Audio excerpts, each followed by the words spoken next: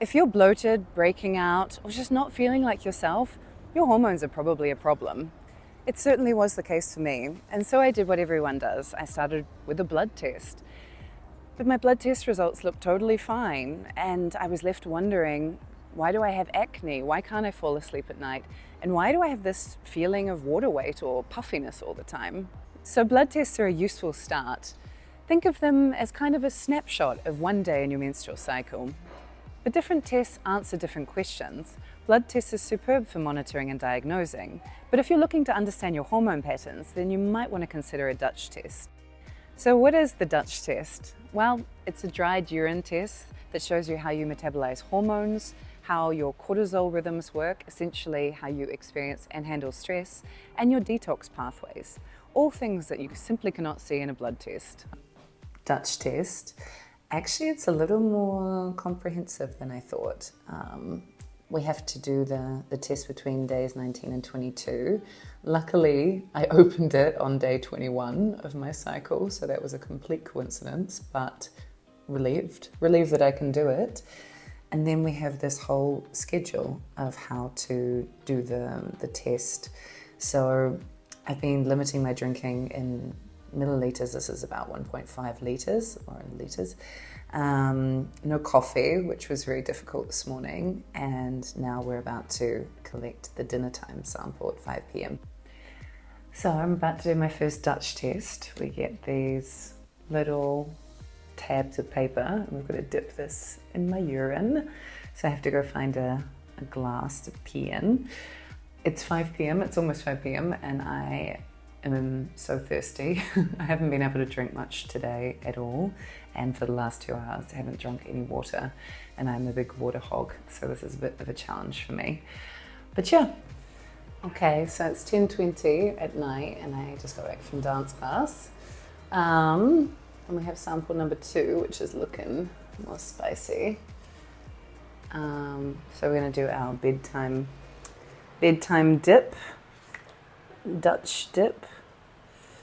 Let's get this puppy in. Obviously I sterilized everything in advance. I'm so dehydrated, honestly. I haven't drunk water in like 5 hours and I am so thirsty. Good morning. Yay, we're at the last test now. So it's 10 a.m. and I don't know how anyone does this when they have to work from an office. I guess then you have to do it on the weekend, which means no coffee and alcohol. Doesn't sound so fun. We're down to the last urine sample. I'm so excited to drink a lot of water and have coffee. But on the whole, it was pretty manageable. Like, it's only really just over 12 hours that you're doing this. So I'm very excited to see the results, actually. Curious if I have any hormonal imbalances that could be the result of my acne. Obviously I'm wearing makeup. But yeah, I'm very excited to see if we can figure out what's wrong with my skin and any other surprises in there, what my cortisol levels are. I'm curious if I have any kind of adrenal dysfunctions. When I got my Dutch test results back, a few things were surprising. First off, my estrogen, or in this case estradiol, E2, which is the one we rely on the most, was low. And my progesterone was incredibly low in the second half of my cycle, the luteal phase, when it's actually supposed to peak. The doctor explained that progesterone only really kicks in after ovulation. So if you're not ovulating, or if you're recently off the pill like I was, it might take some time to regulate. But progesterone comes from the corpus luteum, which is what results from ovulation. Mm-hmm. So after ovulation, the actual egg leaves the follicle, and what remains of the follicle becomes an endocrine gland that it wasn't before, called the corpus luteum, and it produces progesterone. Getting these results actually felt super validating, and now I'm supplementing with bioidentical progesterone in the second half of my cycle to boost my progesterone levels. And I'm going to retest in 6 months to see whether this is actually managing to balance my hormones. Where you start with testing should depend on your goals. Use blood tests when you want to check thyroid, insulin, inflammation, confirm ovulation, PCOS or menopause, monitor hormone replacement therapy, and use the Dutch test when you want to understand estrogen detox, see cortisol patterns, explore symptoms like acne, PMS, fatigue, or poor sleep.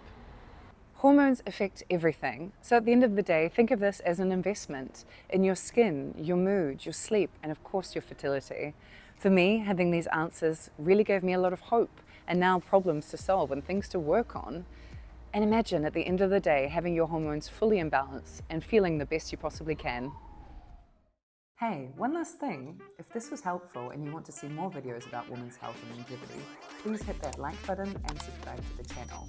Oh, and a quick reminder, this content is for informational purposes only and isn't medical advice.